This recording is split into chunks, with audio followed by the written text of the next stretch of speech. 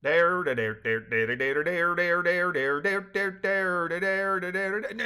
no.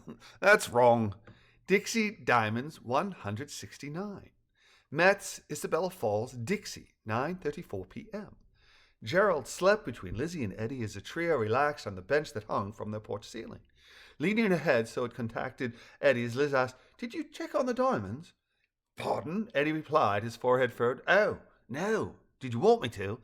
"Well," Lizzie said with a sigh, "with the way our day's been going, I'd like confirmation that they're still there, but I suppose it can wait until morning."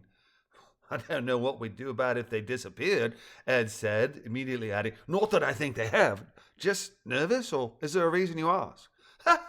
Maybe I'd just like confirmation of something tangible from our second mind-boggling surprise of the day, that's all. It can wait until morning."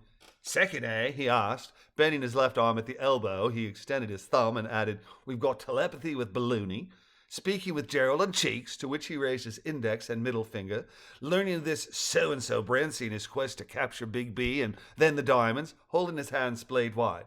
"I'd say that's at least 5 mind-boggling surprises, and 4 of them literally before breakfast. It's been quite the day, hasn't it?"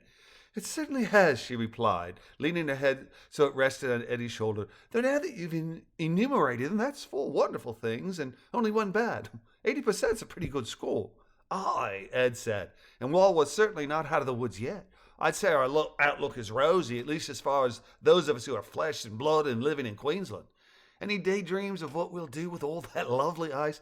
"No, actually," Lizzie said with a laugh. "Isn't that funny? I've been so busy on this quest that I haven't really had time to daydream.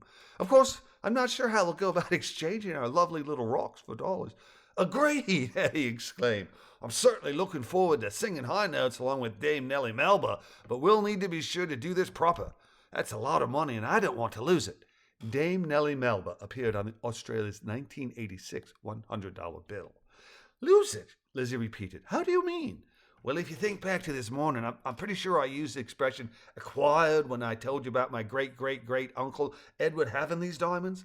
They date back to the beginning of the century, but I don't know how he got them.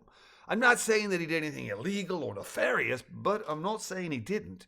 Unless they were stolen outright, I'm determined to keep them, so we'll have to proceed judiciously." Nefarious, adjective, typically of an action or activity, wicked or criminal. "I see," Lizzie said, shaking her head minutely. "Any family member you might be able to chat up for some basic information?" "Certainly," Eddie said, nodding. "Uncle Jackson loves talking about his father and our however many greats Uncle Edward. We just need to be judicious there as well.